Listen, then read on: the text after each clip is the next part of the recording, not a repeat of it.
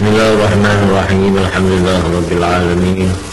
Wassalatu wassalamu ala asyrafil mursalin sayyidina Muhammad wa ala alihi wa sahbihi ajma'in. Amma ba'du. Dengan tidak terasa sampai malam ini kita sudah 15 hari melakukan puasa Ramadan.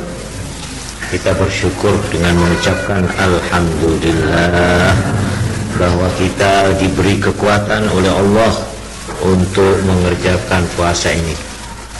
Karena sebagai yang tercantum di dalam surat Fatihah, yaitu dengan iyyaka na'budu wa iyyaka nasta'in. Sampai dalam ucapan iyyaka na'budu wa iyyaka nasta'in, ini tepat perapatan, pertelon atau perapatan, persimpangan. Mulai dari Bismillahirrahmanirrahim, alhamdulillahirabbil alamin, arrahmanirrahim, maliki yaumiddin. Ini bagiannya Tuhan semua.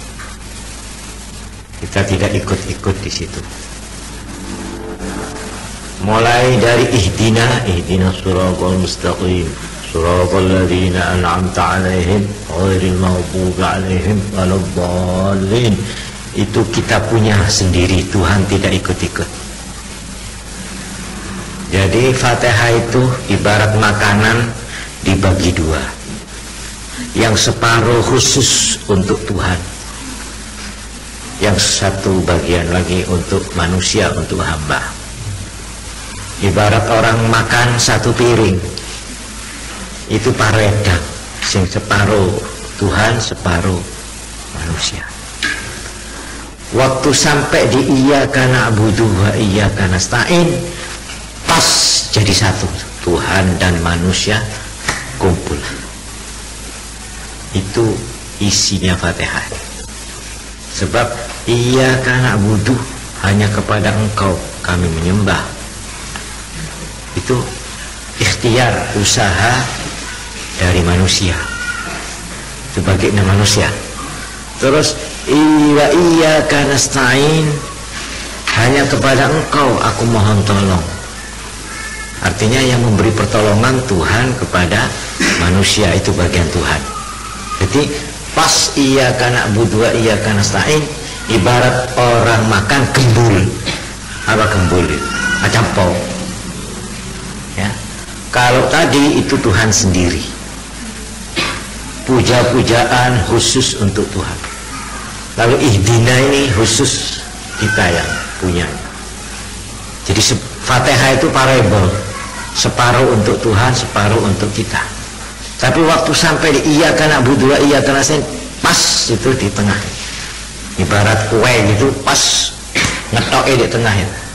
Karena itu pada waktu kita itu sampai di iyyaka na'budu wa iyyaka nasta'in, kita harus berhenti di sini. Dalam arti di sini kita itu akan ditentukan ya, apa yang kita inginkan dan apa yang diinginkan Tuhan.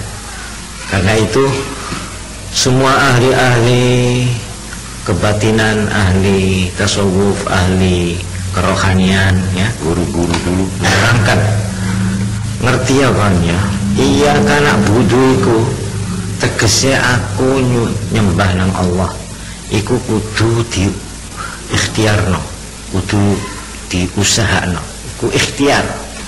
Tapi kon isane ibadah iku semata-mata karena pertolongan Allah, karena iyyaka nasta'in.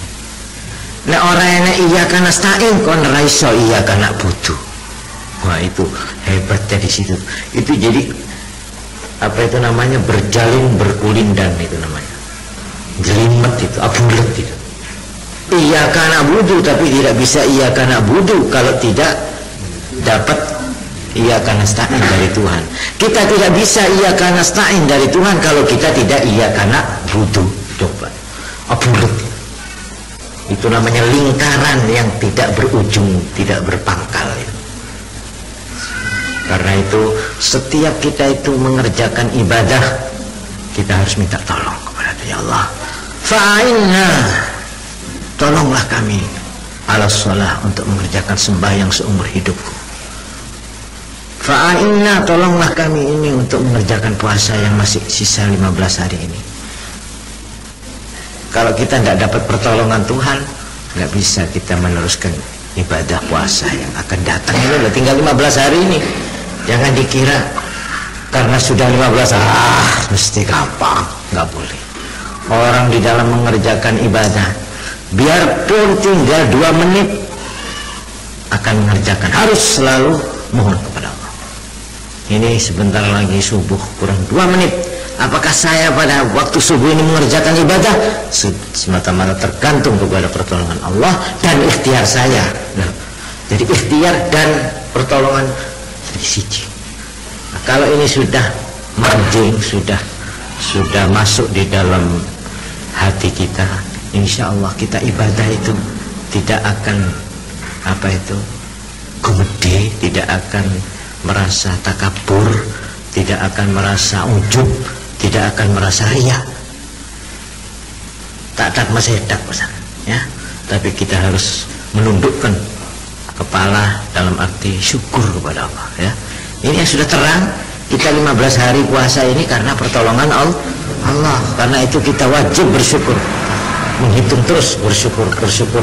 Sementara itu yang akan ini kita tetap dengan tangan gemetar mohon kepada Allah. Ya Allah, lanjutkan aku ini. Sebab katanya Kanjeng Nabi Muhammad SAW, berapakah banyak orang yang tinggal 1 kilan dia akan mencapai surga, tapi dia jatuh akhirnya masuk neraka. Kurang sekilan coba. Padahal saya sudah enak-enakan, sudah tercium bau surga, pintu sudah kelihatan, jatuh saya itu. Jatuh tidak sampai. Seperti orang pulang dari rumah, dari perjalanan, sudah hampir tinggal kira-kira sedikit lagi, padahal dia dari perjalanan yang beratus-ratus kilometer, tinggal beberapa depol saja dari rumahnya, dia jatuh mati. Itu banyak kejadian. Jangan merasa terlepas daripada nasta'in, dari pertolongan Allah. Tidak bisa orang gumede sombong, tidak bisa kepada Allah. Hidup ini adalah permainan yang penuh teka-teki. Karena itu kalau ini sudah dilibatkan di dalam keyakinan iman kita, insya Allah selamat kita. Karena itu ya, singkatnya, iyyaka na'budu ya, ini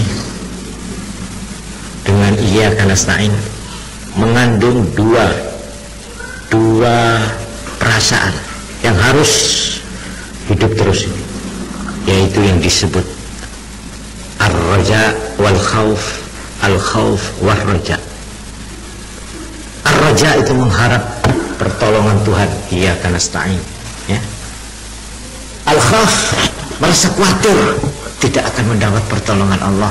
Sebab orang itu biar bagaimanapun, kalau tidak karena pertolongan Allah, nggak bisa berbuat apa-apa. Dia hampir untuk terlepas dari tangan, atau sebaliknya dia hampir putus asa, datanglah rezeki. Nggak tahu kita. Nah, inilah permainan hidup. Karena itu siapa yang merasa dirinya terlepas 1 menit dari Allah, orang itu akan terus gelewar hidupnya.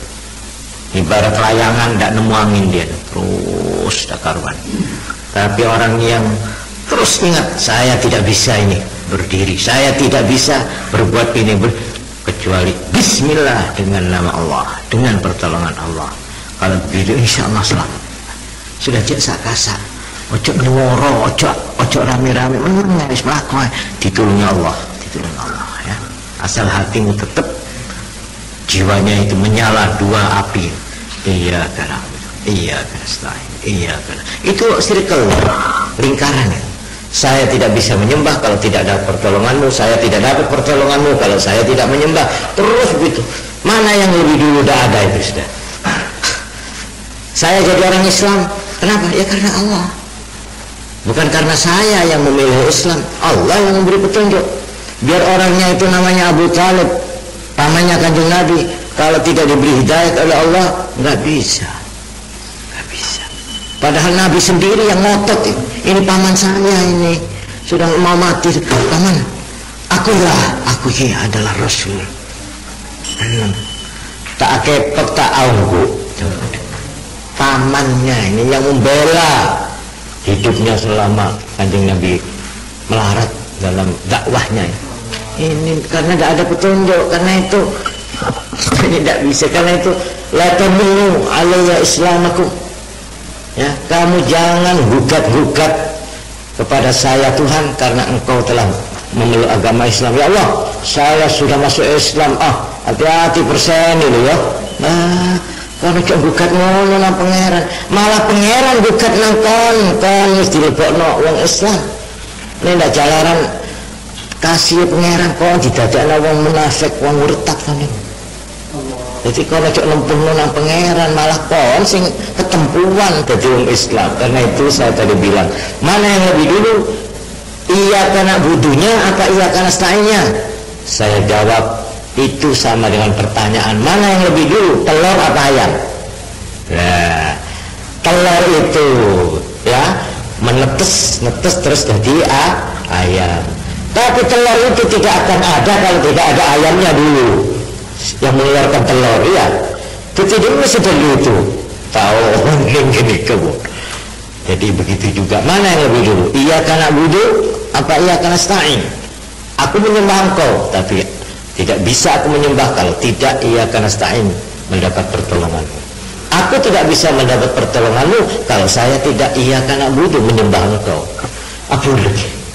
Di sini kita berhenti dengan hanya mengangkat tangan kepada Allah, dengan mengharapkan rahmat Allah, roja wal khauf dan khawatir jangan-jangan satu waktu nikmat pertolongan nasta'in Allah itu dicabut oleh Allah. Kalau nasta'in itu dicabut oleh Allah semenit saja hancur kita, hancur, nggak bisa berbuat apa-apa. Betul. Kalau tidak hancur zahirnya, hancur batinnya. Kalau tidak hancur fisiknya, hancur iman dan Islamnya. Nah itulah sebabnya kita itu bersyukur bahwa kita sudah 15 hari. Kalau kita pandai-pandai bersyukur, ya kita syukur, alhamdulillah. Ya, sebut itu kata-kata alhamdulillah, sebut alhamdulillah saya sudah 15 hari. Sebut. Wa amma bi ni'mati rabbika fahaddits.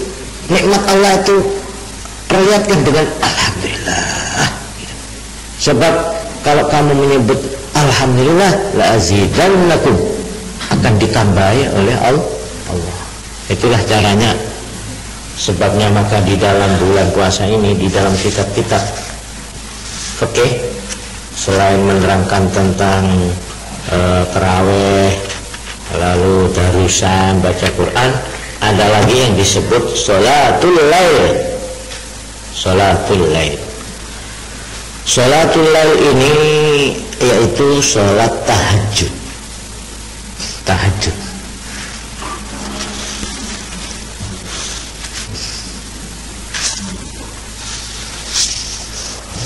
Nah, tahajud itu arti bahasa memaksa menghilangkan ngantuk, menghilangkan tidur dengan paksa. Itu namanya tahajud. Tahajud itu dalam bahasa arti bahasa itu menghilangkan tidur dengan memaksa. Itu namanya tahajud. Nah, menurut syarak, menurut agama yang dinamakan tahajud itu mengerjakan sembahyang dengan 2 syarat. 1, sudah mengerjakan isya. Jadi kalau belum sembahyang isya mau sholat tahajud tidak sah, harus sholat isya dulu. Itu 1. Nomor 2, harus tidur dulu. Jadi mau kita dah tidur nggak sah sholat tahajud. Itu syaratnya. Itu yang dinamakan sholat tahajud menurut agama ya. Tidur itu berapa ukurannya? Ya tertutup saja sudah ya. Karena itu pumpung-pumpung kita itu nanti bangun sahur, iya lah. Kan malam mesti sahur lah. Nah itu kita tidur. Jangan melekan terus. Kalau melekan terus, tidak bisa salat tahajud. Tapi nek tidur biarpun sebentar. Sudah bangun sahur tahajud. Apa sesudah sahur, apa sebelum sahur, salat tahajud. Salat tahajud itu paling sedikit 2 rakaat. Paling banyak berapa? Tidak ada hitungannya, terserah. Cuma yang lebih baik, ya, ini sepakatnya orang-orang alim ulama semuanya berdasar hadis, yaitu sedikit rakaatnya tapi lama-lama itu lebih baik daripada singkat-singkat tapi rakaatnya banyak. Gitu. Sebab ada yang mengatakan paling sedikit 2 rakaat, paling banyak itu 12 rakaat. Ada yang bilang begitu, ya. Nah itu mana yang lebih baik, Pak? Saya sembahyang 2 rakaat saja tapi lama. Baca Fatihah, terus baca surat yang Quran yang banyak. Nah ini kalau sampai sembahyang sendirian, tidak hafal Quran, buka Quran lah, ya, baca. Itu panjang, umpamanya surat Baqarah umpama itu ya. Dibaca. Itu lebih baik yang sedikit rakaatnya tapi panjang, lama berdirinya. Nah ini orang kuno-kuno, saya sendiri menyaksikan ini Habib Muhdor, ya. Habib Muhdor itu ayahnya Habib Muhdor yang sekarang, iya. Tapi dikubur dia, kuburannya itu di Ngampel, tapi rumahnya itu di Bondowoso. Itu saya dibawa oleh putranya ini Habib Muhammad Al-Mahdar. Saya itu berdiri, bulu tengkuk saya itu. Kenapa? Di situ itu di dalam rumahnya itu ada meja, ya, mas ini tikar. Terus saya itu diajak, mari, ya sini, sampean saya silahkan. Terus ditarik itu meja terus, tikernya SMK. Di situ ada ini apa? Plesteran, ini semua plesteran. Ada bekas kaki tenggelam. Jadi lampet itu, lampetnya itu dalam, kira-kira entah berapa milimeter dalam itu. Begitu. Terus saya itu disuruh masuk di situ. Saya tanya, ini apa? Ini bekas abah dulu sembahyang tahajud. Coba. Sampai sekarang ada. Saya itu ini bulu juga keping ngelinding itu deg-deg. Silakan. Saya disuruh berdiri di situ. Ini saya bilang, ini ya satu kehormatan, tapi ini cangkolang saya ini. Enggak, sampai sudah saya izini. Ya sudah, karena diizini saya suruh berdiri di bekas kakinya itu. Suruh baca Fatihah saya. Ya sudah, saya itu tadi tolak rasanya berdiri di situ tuh, ngetek semua itu. Betul, begitu. Orang kuno itu sampai habis, sampai sekarang Sunan Bonang itu kita lihat itu ada bekas kakinya. Sunan Bonang di Tuban itu, dekat Lasem, antara Lasem sama Tuban. Itu ada tempat halwahnya itu. Itu kalau sholat tahajud itu berdirinya itu berjam-jam. Sampai ada ulama kita dulu itu sak berdirian, sak tahajudan itu dia khatam Quran. Tuh begini. Kalau saya sama sampean suruh ngatam Quran sak sembayangan minta ampun, ya. Lah itu wong sembahyang terawih atau suicide atau brundul. Ya ini kena moco saya naik diri ya. Dalam boyok kuwi meh potong. Itulah coba. Sampai berbekas alampet gitu. Jadi sembahyang tahajud itu memang yang lebih baik sembahyangnya itu tidak usah banyak rakaatnya, asal panjang-panjang macana sholat itu. Jadi 2 rakaat saja Pak Abid ya. Pak Abid itu lebih baik daripada sembahyang banyak. Begitulah keterangannya. Nah di sini saya nukilkan ya.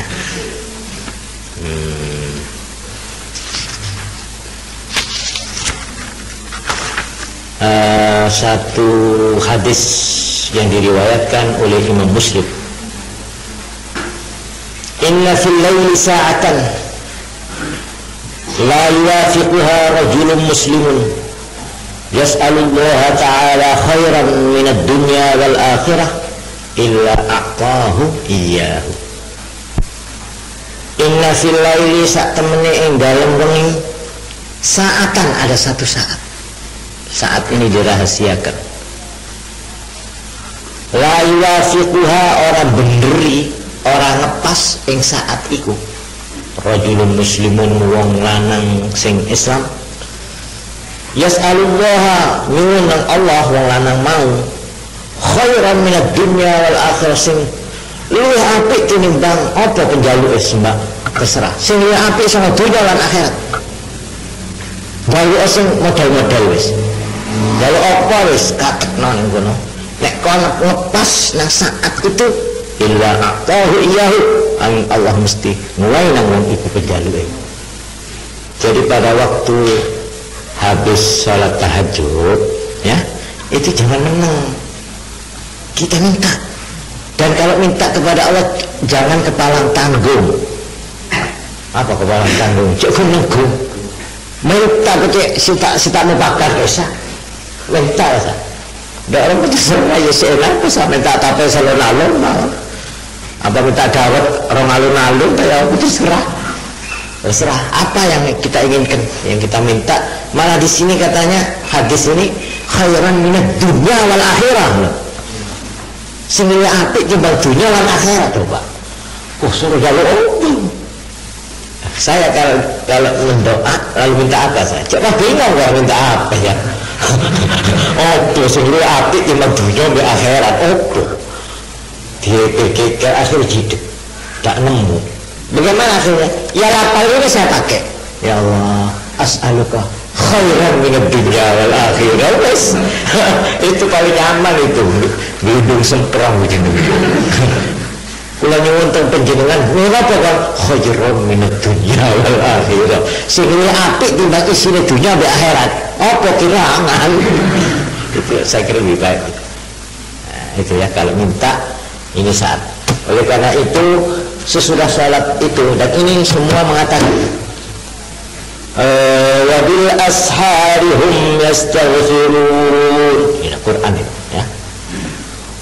Mereka orang-orang yang dipuji oleh Allah wabil ashari, pada waktu sahar. Sahar itu waktu menjelang pagi. Jadi karena itu sahur ya. Sahur itu makanannya itu sahur. Kalau suhur itu perbuatannya. Kalau sahar waktunya. Nah ini yang diterangkan wabil asharihum yastaghfirun.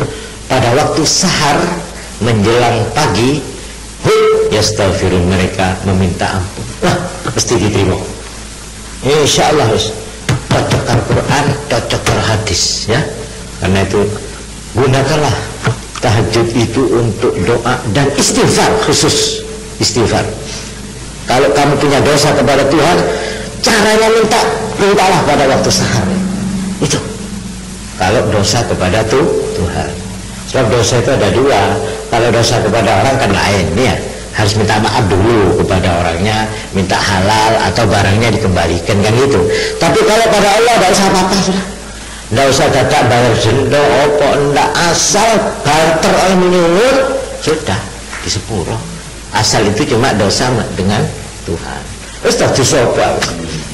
Dosa sak kebek dunya iki nang Tuhan lho. Nek pancen temenan oleh nyuwun lan diparingi itu tidak ada kesulitannya. Karena itu khusus untuk tahajud supaya memperbanyak istighfar. Istighfar itu ada macam-macam. Ini saya yang paling senang ada istighfar dari Nabi ya, yang isinya itu positif sekali. Kalau astagfirullahaladzim itu paling sedikit, astagfirullahaladzim, astagfirullahaladzim ya.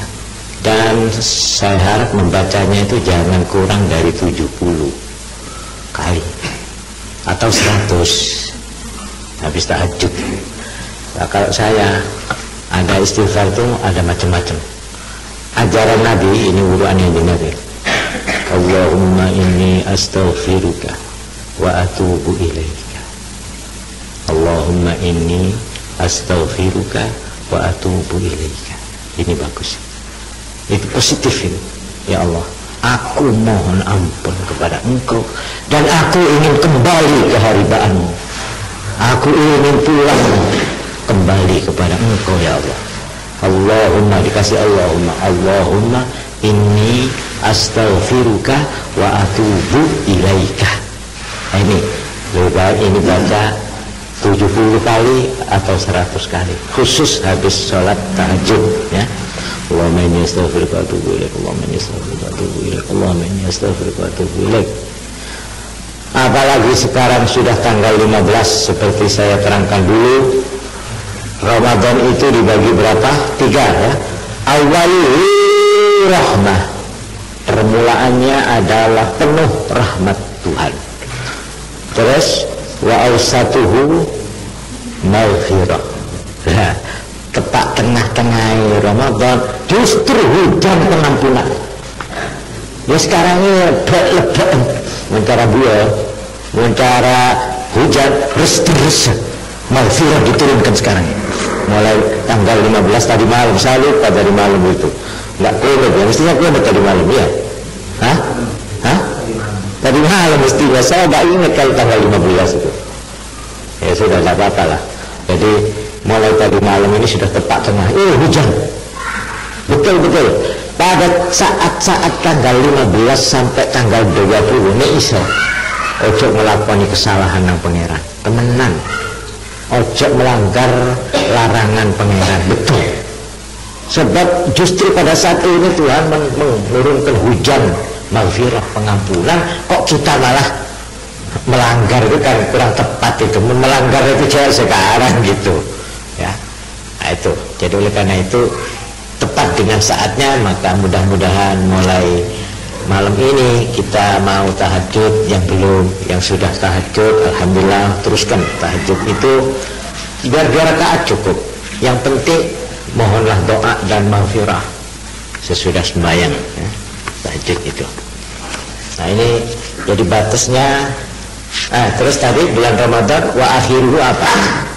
Kalau awaluhu rahmah, pertengahannya itu hujan ampunan, wa akhiruhu itqun minan nar, pembebasan dari siksaan Allah. Nah, ya, siksaan itu ada 2, siksaan di dunia dan siksaan di akhirat. Ya, mudah-mudahan kita mendapat saat itu ya. Ingati saja, kamu kalau tahajud dan kalau sudah membaca istighfar, ingat sabda Nabi, inna fil laili sa'atan, sesungguhnya di dalam malam ada satu saat, la yafiquha rajulun muslimun, tidak bertepatan kepada saat itu seorang muslim, yas'alullaha, di mana dia memohon kepada Allah, khairan minad dunya wal akhirah, sesuatu yang nilainya lebih tinggi, lebih baik dari dunia dan akhirat sekaligus dua-duanya, illa a'tahu iyahu, kecuali Allah memberikan kepada orang itu iyahu, akan khairan yang diminta. Dengan ingat itu kita baca astagfirullah, Allahumma inni astaghfiruka wa atubu ilaik, Allahumma inni astaghfiruka wa atubu ilaik. Habis selesai istighfar, ya Allah, tanya punya hati. Nah begitu saja, berjari bodoh. As'aluka khairan minad dunya wal akhirah. Sudah, terserah kepada Tuhan apa itu khairan minad dunya wal akhirah. Itu cekak itu. Untuk anak bodoh itu tidak tanda. Sudah ya. Jadi kalau baca doa, Allahumma inni as'aluka khairan minad dunya wal akhirah. Wis mari wis. Tinggalan wis kirakan pangeran. Ya, semata mawon, Allahu a'lam bishawab. Assalamualaikum warahmatullahi wabarakatuh.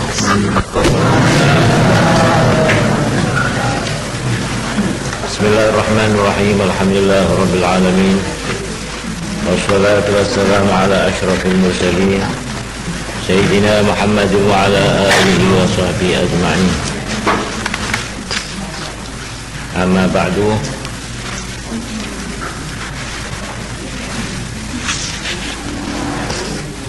Sekali lagi saya ingin menyimpulkan atau ngeringkes keterangan mengenai tasawuf.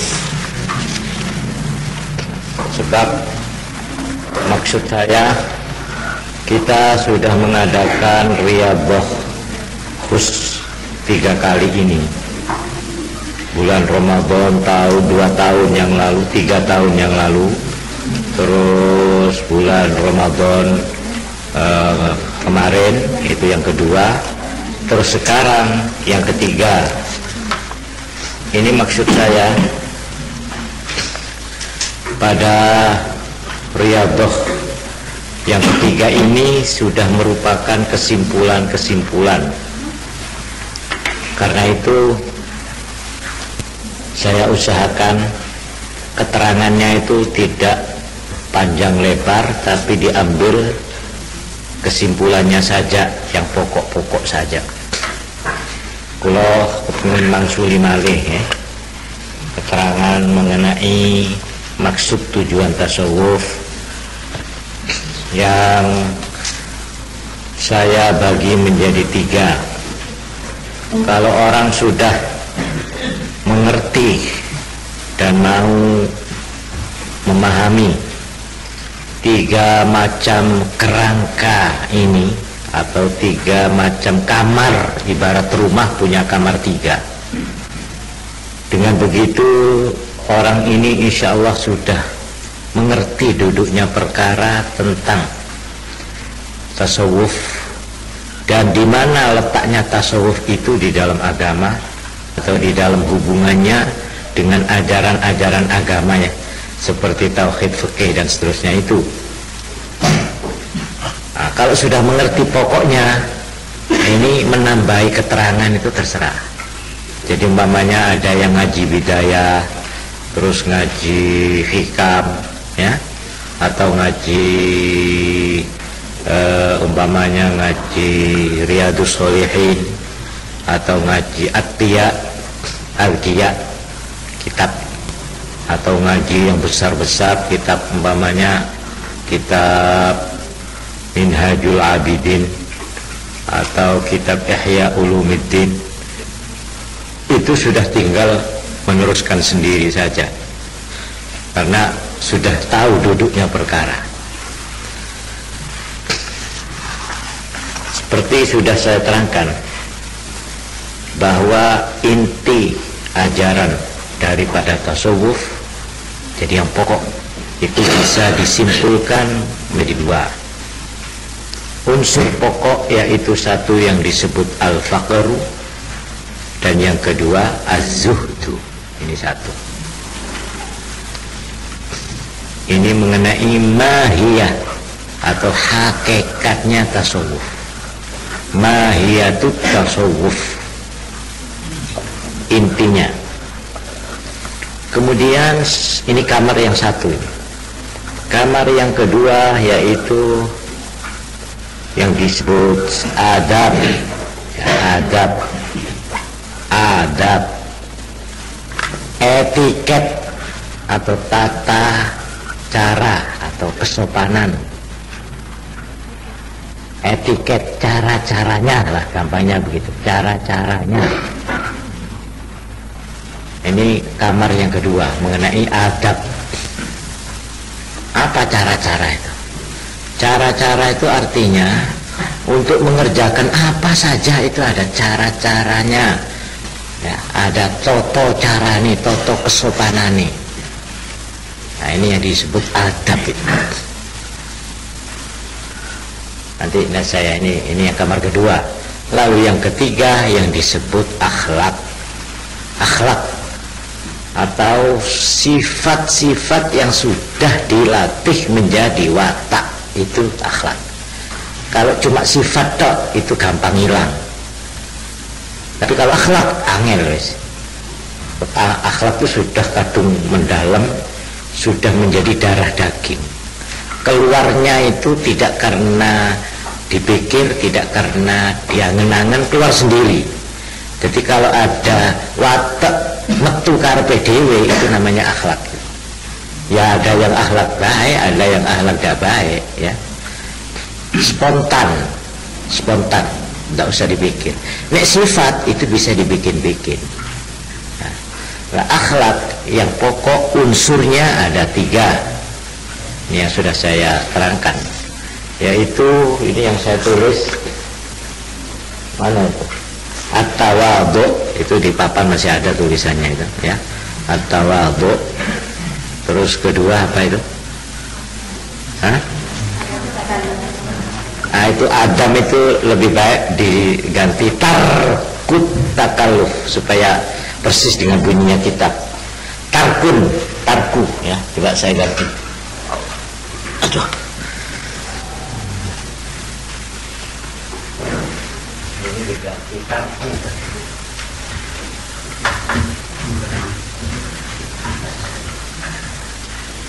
Tarkut takalluf. Jadi pertama tawadhu. Nomor dua tarkut takalluf.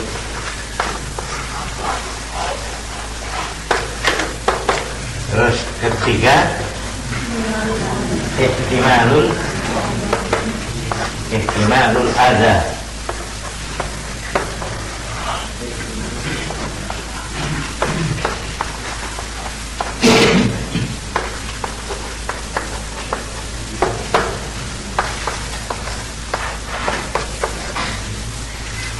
Kalau kita ini sudah ngerti yang pokok-pokok ini, yang lain itu gampang lalu ya.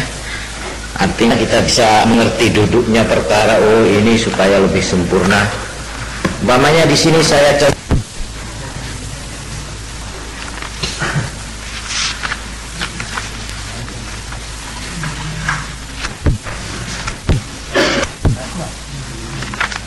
Saya contohkan, kalau kita ngaji tidak tahu pokok pangkalnya, mungkin kita itu ibarat orang masuk ke pasar malam, ndak karuan sing didelok, ndak karuan sing dituju, ngeluyur, akhirnya oleh kesel tok.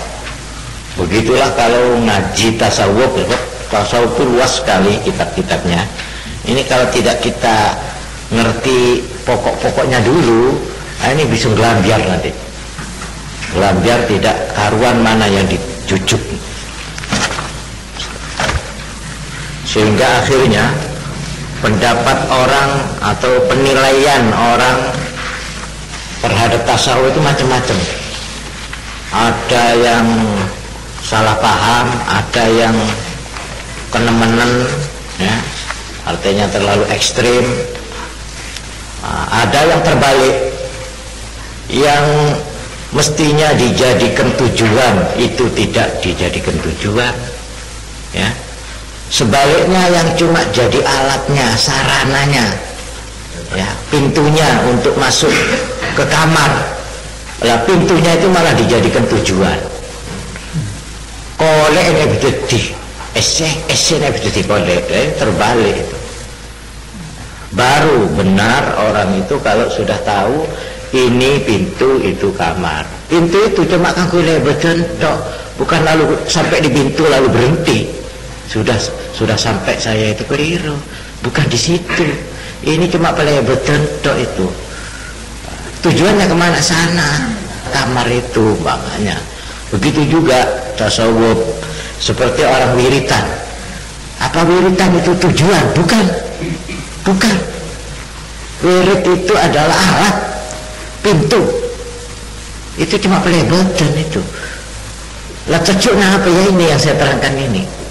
Esen tasawuf yang pokok itu sudah saya terangkan. Nah, insya Allah saya tambahi keterangannya. Belum selesai itu. Yaitu yang pangkalnya dua, yaitu al-faqru, huruf al-iftiqar ya. Terus kedua az-zuhdu. Ini yang pokok ini. Intinya itu. Nah, sekarang saya tadi menerangkan bahwa tasawuf itu punya 3 kamar. Jadi kalau orang itu ibarat masuk ke rumah, wirid apa itu lebet itu ya, ngaji apa itu merupakan pintu. Kemana maksudnya? Masuk ke rumah. Kemana itu loh? Kamarnya ada 3. Satu namanya hakikatut tasawuf, hakikat tasawuf, atau mahiyatut tasawuf, intinya tasawuf. Ini kamar yang satu. Yang esennya 2 tadi itu ya. al-faqru, al-iftiqar, dan az-zuhdu. Lalu kamar yang satunya lagi yang kita harus masuk itu, nah itu yang dinamakan al-adab. Adab pakai alif, adab, beberapa adab. Sebab di dalam tasawuf soal adab itu menjadi penting dan menentukan. Namanya ya, makan tidak asal makan, ada tata caranya makan. Minum tidak asal minum, ada tata caranya minum. Tidur tidak asal tidur, ada tata caranya tidur. Sembahyang tidak asal sembahyang, tidak secara fikihnya itu sudah cukup, enggak, ada lagi tata caranya itu. Bagaimana umpamanya soal haji, apa orang haji itu asal sudah berangkat sampai sana, songkon haji pulang selesai? Loh enggak, ada tata caranya lah. Ini adab-adab inilah yang mempunyai kewajiban atau mempunyai tugas untuk mengisi adab ini adalah tasawuf. Karena itu tasawuf itu tidak bisa dilepaskan, itu nggak bisa. Nah itu yang kamar yang kedua. Lalu belum selesai itu, masih ada lagi satu kamar yang kita harus masuk, yaitu kamar akhlak. Akhlak itu artinya sesuatu sifat yang sudah ditanam, sudah cekar, sudah nyelap, sudah ambles menjadi watak, menjadi karakter. Kalau 3 kamar ini selesai, kita namanya sudah memegang pokoknya tasawuf, itu sudah ada di tangan sudah. Perkara belum sampurna itu terserah masing-masing sudah. Ya. Nah, ini sebagai contoh mamanya ya, sebagai contoh. Ini saya menulis beberapa catatan dari beberapa kitab. Umpamanya ini contohnya mengenai itu yang saya sebut inti tasawuf, yang mengenai yang cuma saya cantumkan 2. Ini kalau kita lihat di kitab-kitab yang lain, bukan cuma 2, itu banyak itu. Coba ya, ini sebagai contohnya. Di dalam kitab Ar-Risalatul Qushairiyah, kepunyaan Imam Qushairi, di sini ajaran-ajaran tasawuf itu sampai 35 macam. Coba, padahal saya nulis cuma 2 itu, pas ini 35. Nah, coba saya baca saja, tidak usah dicatat ya, supaya tahu apa itu cabang rantingnya itu. Dari 2 itu sebenarnya. Coba ini saya baca saja. Pertama at-taubah, obat. 2 al-mujahadah. 3 al-khulwah wal uzlah. 4 at-taqwa. 5 al-wara'. 6 az-zuhud. 7 as-sumtu, tidak banyak bicara. 8 al-khawfu, saat takut kepada Allah, takut mendapat murka. 9 ar-raja'u, mengharap belas kasih Allah. Al-hazan, merasa prihatin. Al-ju' wa tarkus